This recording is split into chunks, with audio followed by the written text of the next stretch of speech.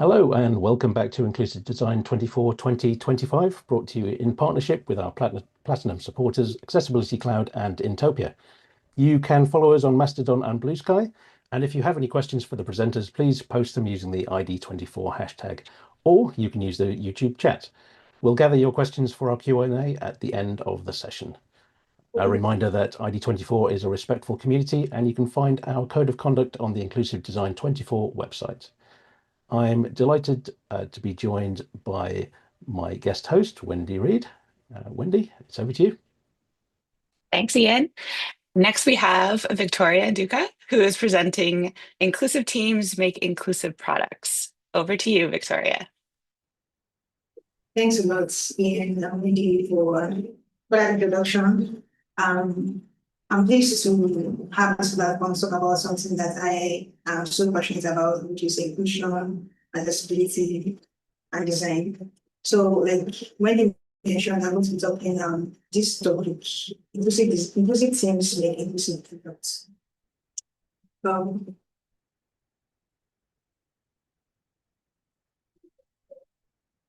these are the things that we're going to be covering by the end of my talk, or throughout the course of my talk. I'm going to be speaking on, we're going to learn the typical product design process and why that approach falls short. What happens when the team is not inclusive, and what a practical inclusive team looks like. So this is the typical design process. Generally follows this sequence of steps.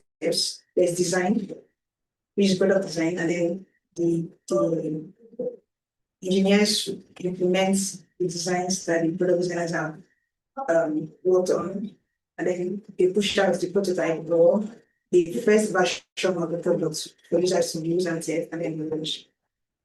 It may not be linear. Often it's not linear, it's usually iterative. But from my experience, much of my experience is from contributing to open source projects. And from my experience in most of the communities or projects that I contribute to, I see that they often want to ship as quickly as they can. And they have this make it exist best and make it better later kind of mindset when designing products. Which is understandable because the nature of open source is usually volunteer work. Whoever is contributing is doing that as of their own free will. Most people are not paid to work with open source projects. And there are usually fewer maintainers who may already have their own full-time jobs, and there's a lot of things to be done. So they try to work as quickly or push out the products to the market as quickly as they can. But beyond open source, I've also seen a lot of smaller startups and even big companies follow the same approach of designing, developing, testing, launching, where the user feedback usually comes during the testing process. So they test, and whatever feedback they receive from users, the team goes back to improve on the designs. They could go back to the design or to the previous stage of the develop stage. But and for those startups and for those small teams, there are reasons for doing more. The following example which may be valid, being that they get to deploy faster, like I already mentioned. They get to have that initial prototype and get feedback from users, or they want to get prototypes to get grants or attract investors to their programs or their projects. But this is often found that this is not the best approach. What exactly is this approach? The problem with this approach is that there are four things I want to discuss, which are the first is cost and efficiency. It's usually more expensive having to try to retrofit a product after it has been launched and people started using it. And then figure out that it doesn't serve as many users as you thought it would, or it doesn't serve the users the way you had planned for it to serve the users. And they have problems with the products, core problems with the fundamental problems with the core flow of that product. And then now you have to go back and start, it's as if you're making patches to an already existing project. And it has been shown that making those changes after the product has been launched can cost up to about 10,000 times more than building the product inclusively from the start. Now, every hour that's like which is like if you had invested in accessibility or made the product inclusive from the start, you spend 1 hour on accessibility on the product from the start, you save up to 4 hours in engineering, which costs this much rather. And it's also require rebuilding feature sometimes the entire product. Because when you're making changes after you already have working products. It also affects the user experience issues. The fixes that you make to the product afterwards may be incomplete, and it makes for often an inconsistent user experience. And yet the fixes that you make may look tacky because they are not built from scratch. Then users tend to suffer because they are only brought into the design process very later on in the product design process, and which is not the way it should have been.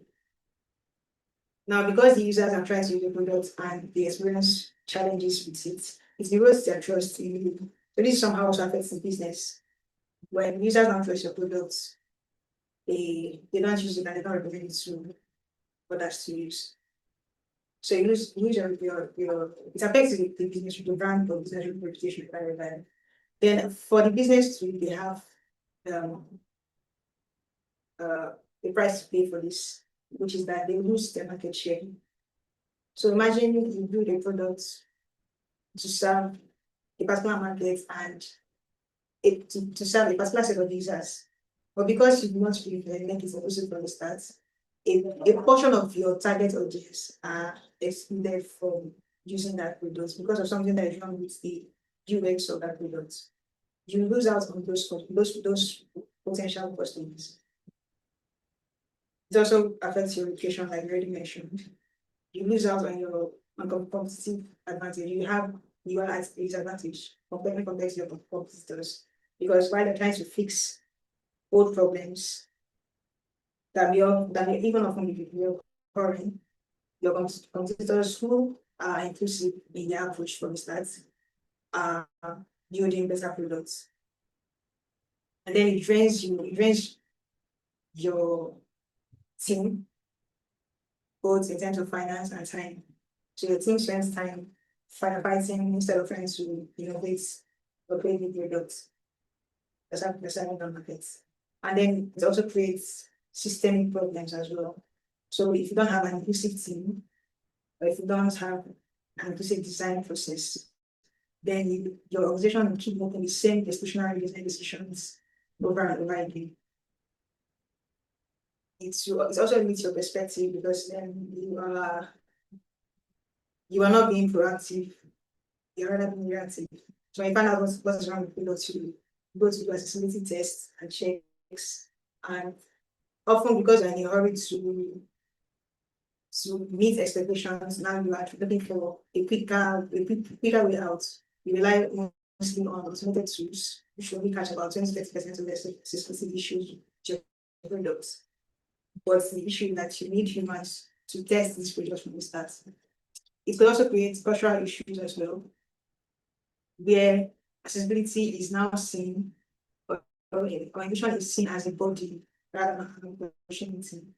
So the fundamental flaw with the people product design approach is that you can't retrofit empathy or lived experience. You need to have the voices of these users in the room from the very beginning. Now this is screenshots from Twitter. So the first tweet says, people who wear wristwatches on their right wrist need to visit the mental hospital. And then another user posts the tweet, and in response, the person says, watches are meant to be worn on your non-dominant hand, and some people are left-handed. At about the time when this tweet was made, I usually I wear my wristwatch on the left hand, and I don't think about like I don't pause to think what's the right way to wear a wristwatch, because it just second nature. It's seamless and it's intuitive.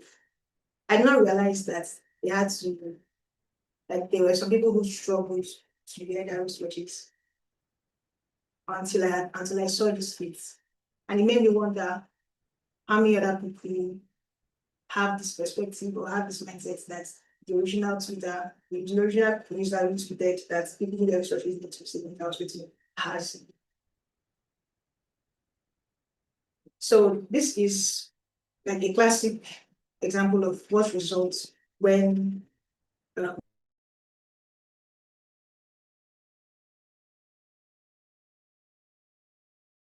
product is not designed. It's actions like this one. I should show you the screenshot. Where the user is being for not knowing how to use the product. Whereas when the user's only plan is being different from the majority of for whom the product was designed. So you get to, like, because of this, you have ridiculous questions like, what is the right way to wear a wristwatch? We should not be. You don't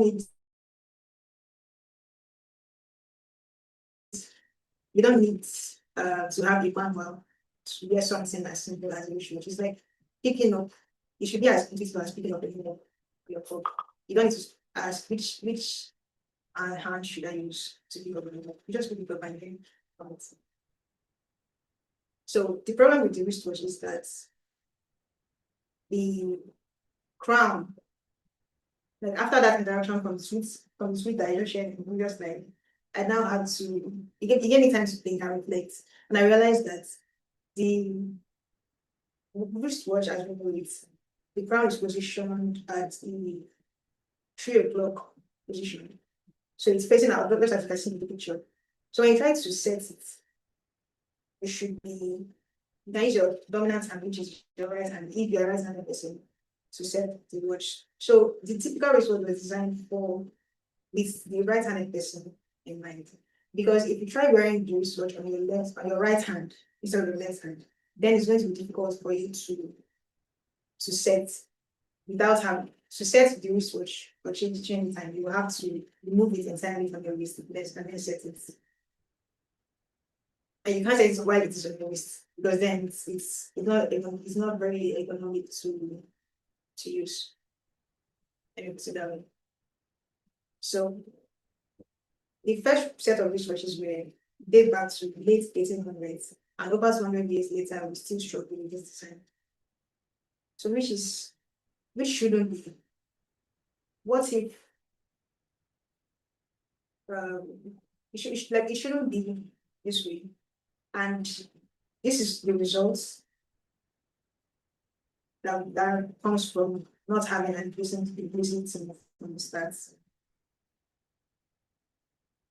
It affects not just the user, but the business as well. For the user, it leads to daily frustration and exclusion from basic accessory like a wristwatch. So I will not because I'm left-handed decide that I'm not going to wear a wristwatch. Another effect on the user is that although there are left-handed watches, they exist, but they are very expensive and limited styles. So now left-handed watches or watches for left-handed people are now limited edition, which shouldn't be. It's a basic accessory that everybody has access to. Like, everyone should have access to it, to a wristwatch.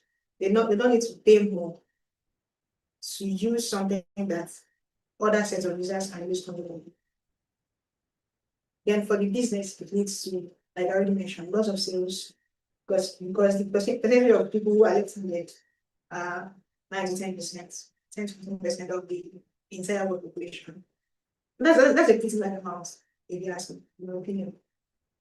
And your brand reputation too is at stake, because then I don't trust you if you can't design a product that it shows that you don't care enough about my experience to want to design a product that is useful and not just usable.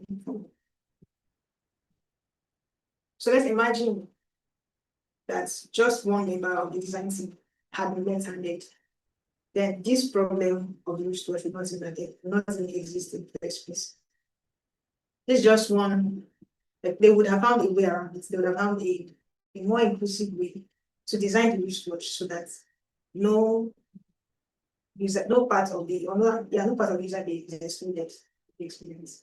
But this is just one practical example of what happens when teams are not inclusive. There are a lot more, especially with digital products. I recently had a conversation with a new connection on LinkedIn, and he reached out saying that he had read an article about wristwatches, about the US of wristwatches, and that was what led into my page on LinkedIn. He narrated an experience he had while trying to send me a message on LinkedIn that he could not send. He uses screen readers because he's partially blind online, so he usually in bed.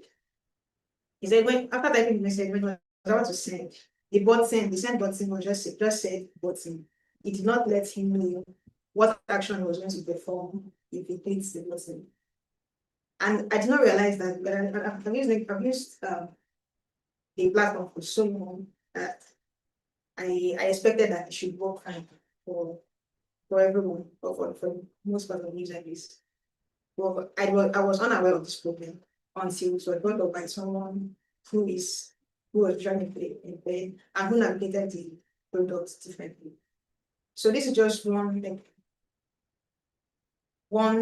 reason why it's important to have the people who are most affected and most marginalized be part of the design team from the start.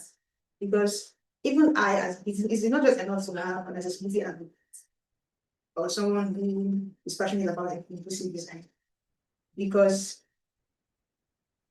I have my own, I'm not a native user of what's it called? Screen readers. If I'm navigating a platform, my first instinct or my flow is to just use my mouse on my keyboard and navigate.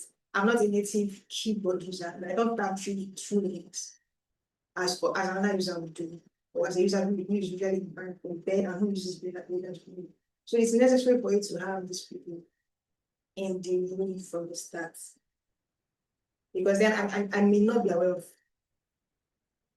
or whoever is on the team who may be an accessibility advocate or who may be an advocate for inclusive design may not be aware of these small interactions or these small challenges that the actual users would face. Who wear the shoes? The people who wear the shoes know where it pains them the most, and then in the best position to tell you how you can do the experience for them. They can only do this when they're in, which this is one argument I would give to have more inclusive teams, or how to show that inclusive teams leads to the integration of more inclusive products. So you can't claim that you are designing for everyone when you don't have everyone on the table. But what does an inclusive team look like? Are we saying that literally everyone should be at the table? But that would not be practical, because it's physically impossible to, like, even if you wanted to, it's physically impossible to have, you don't have a table as large enough to accommodate that much number of people at the same time. So when we say to have everyone on the table or what exactly do we mean? What does an inclusive team look like? Or what is an inclusive team? An inclusive team is one where the people who are usually left out, keyword, aren't just in the room, but they have the space, the support, and the authority to shape the products alongside everyone else. So we have a picture showing a table and about 8 people who sit around this table with their laptops, and the 2 people are shaking hands over the table. So that's the image I have on the slide. So the keywords in my information on my inclusive team are that the people who are usually left out So those are people who are simply marginalized, that they are not just in the room, but they have the space, the support, and the authority to shape the product alongside everyone else. So what does this mean? And basic thing means that one, their representation, which is that the people who are critically marginalized, and this could include people with disabilities, women in the male-dominated spaces, people from underrepresented cultures, and LGBTQ folks are present on the team itself, not just as test users at the end of your design product design process. It also means participation. So they are present. And by representation, I don't mean that all of these groups of people that I've mentioned need to be on the team. But you know who we are building the products for, you know who your target users are. When from that pool of target users, you want to have as many people as possible represented in your product target users. So that's what I mean. So if your product is not built for women, or it's not built for men, then you may not necessarily need to have a woman trying to a woman making part of the design to make it inclusive. Then the next thing is participation. So they are present, they are well represented. So you have every key person who simply would have represented or marginalized present in the team. They're not just present, they speak, they are participating in the decision making. They're not symbolic members. They are empowered to speak, and their perspectives are taken seriously in shaping the decision. And third, they have equity in decision making. So there are processes and structures in place so that their inputs or their suggestion carries weight and it's not just rooted and ignored. And they should also have psychological safety. They should not be afraid to say their mind. When, like, say, the team culture should ensure that people can raise their concerns without the fear of being dismissed, sidelined, or penalized. So that is what I mean by psychological safety.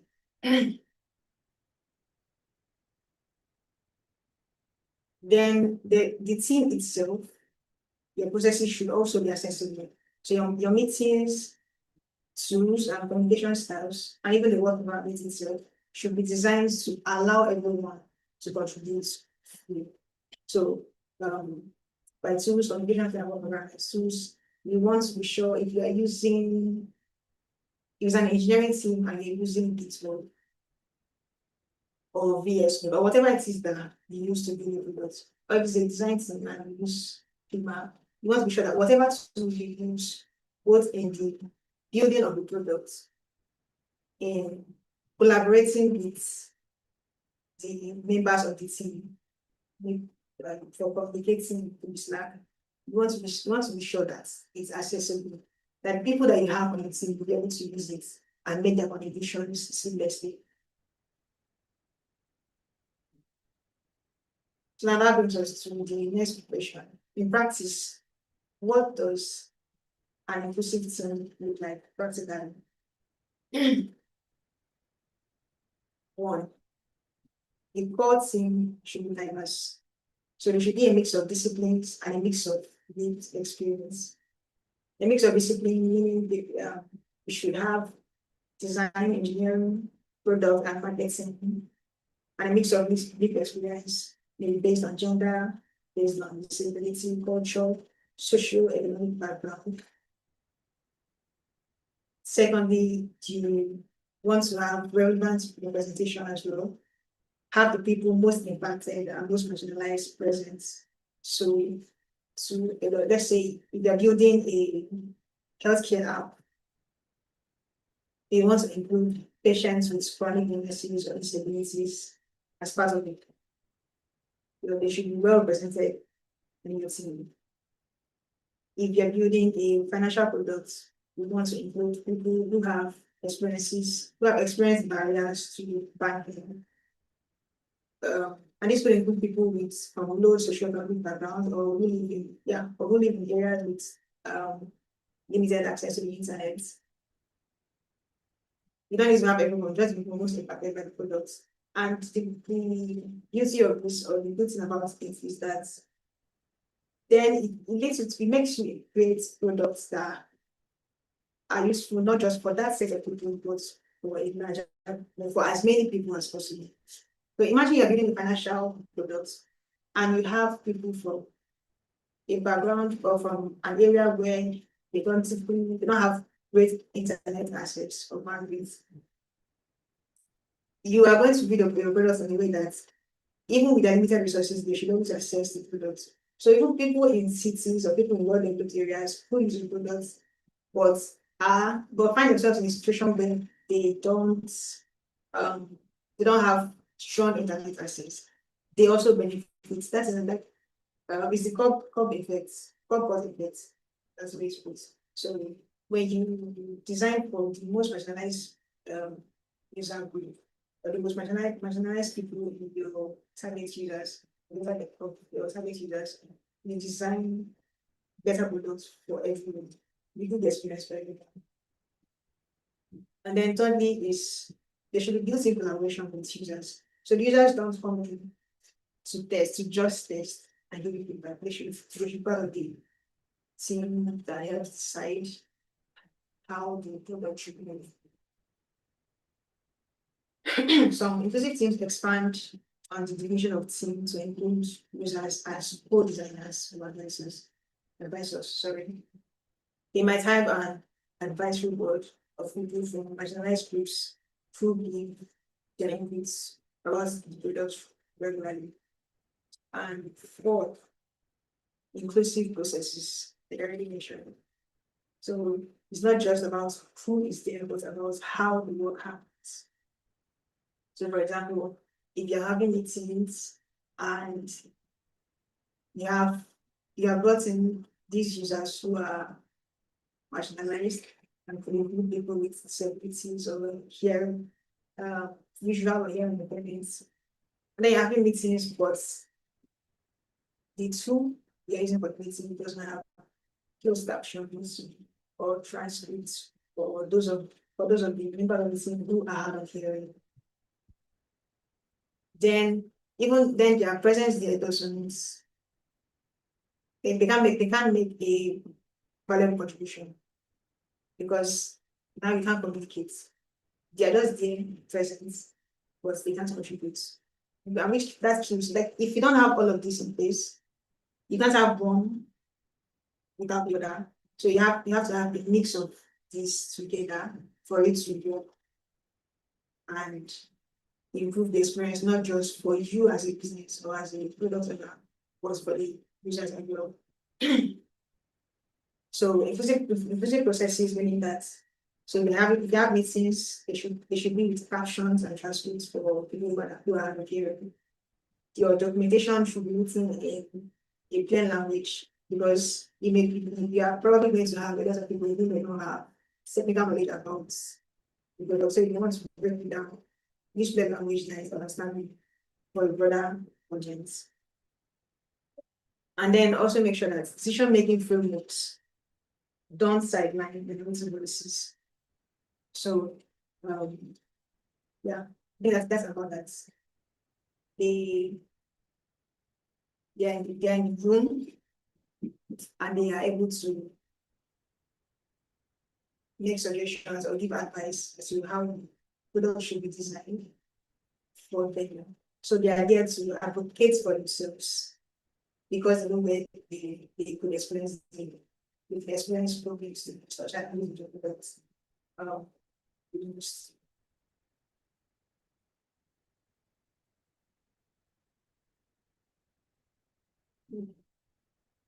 Okay. So far, what are the key takeaways from our session? One is exclusion is expensive. We've seen that it will cost you more, not just financially, but time and energy. Time, energy, and resources that you spend building a product that at the end of the day is not usable by most of the users. So it's expensive for the business, it's expensive for the users, because using the example of the wristwatch that I mentioned, now a person who is left-handed who wants to get the so-called limited edition left-handed wristwatches will now have to pay more to be able to use something as basic as a wristwatch that other right-handed users have easier access to. So now we learned that exclusion is expensive for the business, for the users. It affects your brand reputation. Users cannot trust you to pay the product that is useful or usable by them.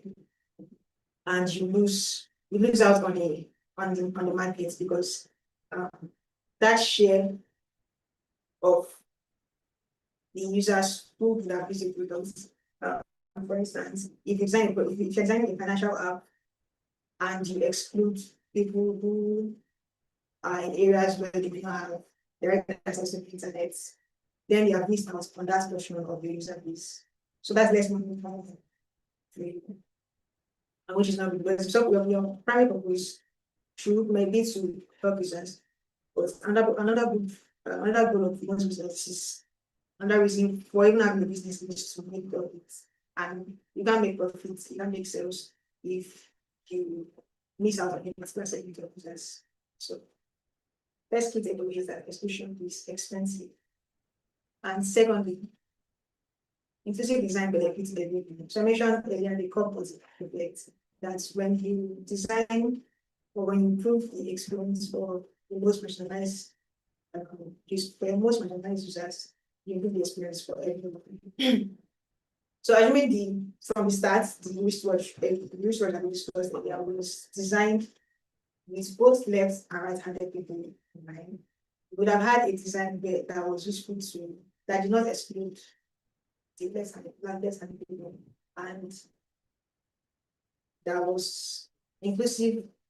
We would have a design that benefits both sets of the user base. Now going back to the corporate effects. Originally that design was meant for people who are wheelchairs to be able to access a building or to use the sidewalk. But eventually we found that even women who had their babies in trams, people who were carrying large windows or large kids in a trolley, we were making use of this. And these people they were not target user. They were not the ones that the team had in mind to improve the experience for. But because they made the experience better for a person who had a disability, it improved the experience for users who may have lots of situational disabilities. So inclusive design benefits everyone. And by everyone, I mean not just the users, it benefits the users themselves, as I already explained. It benefits the business, because then you won't lose money, you have the choice of your users and some other benefits that have already spoken of. And the third key takeaway from this talk is that the tokenization is not real inclusion. And by tokenization, I mean when someone from marginalized group is included in a team or space only to check a box or make the group appear diverse without giving that person the real influence or decision-making power and support that they need. So when we talk about making a team inclusive, it's not just enough to say this product was designed by a team, an inclusive team. We have both women, people from diverse races, people with diverse abilities, people from different technical fields, we have both engineering and science. It's not just enough to check the and say, okay, we don't have any black people here. Let's have at least one black people. We don't have any women here, let's have at least one woman. That's not just the way it works. It's not enough to have them do check the books. If their voices are not heard and if they are not given the environment, they don't feel safe to express themselves or what their issues are with how the product is being built. So real inclusion means that, like I pointed out in the previous slide, that those people who are usually left out are present, and not only present, but are given the space and support that, and the authority that they need to shape the product alongside everyone.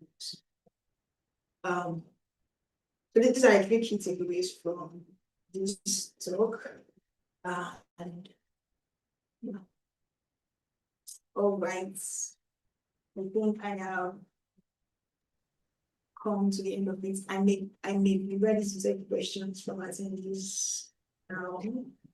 Yeah, thank you very much, Victoria. Thank you. That's fantastic. Do we have any questions, Wendy? Yes, we do. And I just wanted to say, as a left-handed person myself, the watch example hit home very hard. I don't wear a watch because it's hard to find ones that work for left-handed people. One of the questions that I had was, what are some ways that you've seen teams ensure that they're working with an inclusive team or bringing in the right mix of users or marginalized populations, especially maybe if you have a small team where it's hard to bring new people in? What other ways have you seen people kind of achieve that inclusive environment? Okay. So like I said, much of my experience as a designer, or like much of my work experience, is from contributing to open source projects. And one thing that I've seen them do is put out a call for contributors. And they make it open so anybody can come to the project and contribute, regardless of your skill set, regardless of your gender, regardless of your expertise, right? So that is one way. Make an open call for new contributors to the team. And it's surprising you just how many people are looking to contribute to open source, even though it's mostly volunteer work. But it's a surprise how many people are willing to come, because this product are creating is for them. It impacts them. So they would like to have a chance to be on the team to shape how that product is built. So Yeah. that makes open call just one way, one thing that I can think of right now. I can't think of any other way that seems to that in practice. Oh, that's a great example. Do you have, actually, my other question I had is, you kind of already answered it, so I'm just going to check.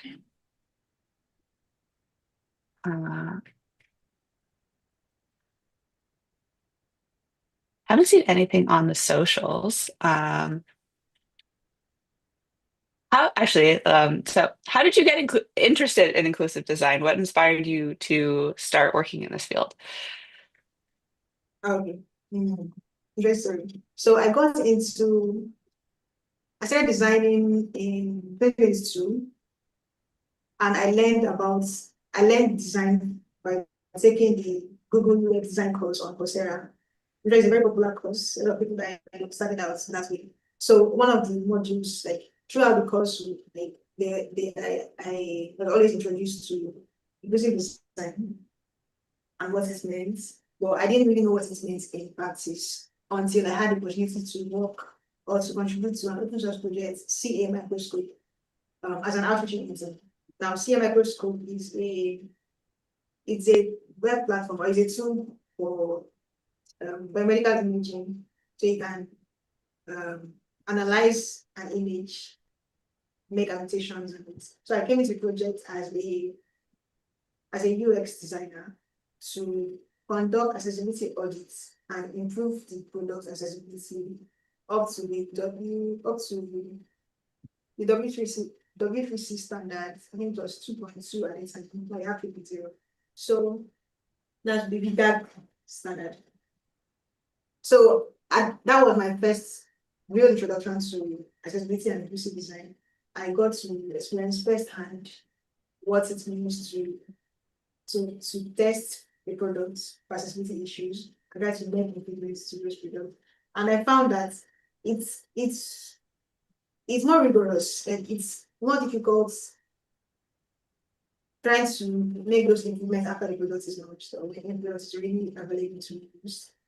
It would have been better if from the start, those the accessibility was fitting on the beginning of the product design process.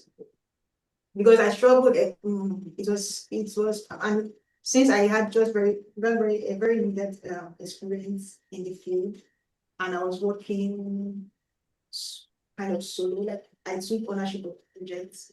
It was interesting, but it was really challenging because I had to think from scratch. So that was to sum it up, that was my first introduction to accessibility and to inclusive design. And since then, I began to notice the challenges that mostly people who have disabilities, the challenges that they could have or that they have navigating regular products that I use, and I don't even think too much about those aspects of the experience for them. And then I learned to include those things or those lessons I've learned from possibilities of it in my own design work. So now I'm considering, when I design, I'm considering things like contrast. But before then, I just like to design for the beauty of it, for the aesthetics of it. But then when I realized that whatever my design had an impact on real users, then I started to be more inclusive in my design approach. So I guess That's great. So we have a question from YouTube. How about a really small team of maybe 2 or 3 developers that cannot afford more people in the team? What can we try to do to be more inclusive? I would say don't leave the testing until the end. Have your users be part of the team while you develop the products. So from time to time, you get user feedback. Don't wait until you have the final product or like the prototype will be perfect and can be good. But don't wait till the end when you have like the version 1.0 or they have launched to test the products. Have users start testing as early on your product design journey or product design process as possible. So that's an advice I would give or a recommendation I would give for a very smooth thing or to be. That's really great advice. And I think people underestimate that you can test early on without a finished product. You can use wireframes, you can use paper if you want, just validate early and validate often. Do one more check.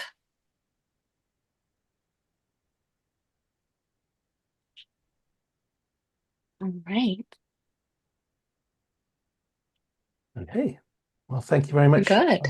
Victoria. Yeah, that was fantastic. I think we might get more questions later. So if you want to keep an eye on our Blue Sky and Mastodon accounts, if you can, then that would be fantastic. We can hopefully answer some more questions there. So if you like this session, please hit the YouTube like button, and don't forget you can subscribe to our channel to be kept in the loop on any of our future events. ID24 is brought to you with thanks to our platinum sponsors, Accessibility Cloud and Intopia, our silver supporters, Intuit, and our bronze supporters, the Law Office of Laney Feingold, Mantis & Co, and Vispero. We will be back on the hour with our next session. See you then, and thanks again, Victoria. Bye.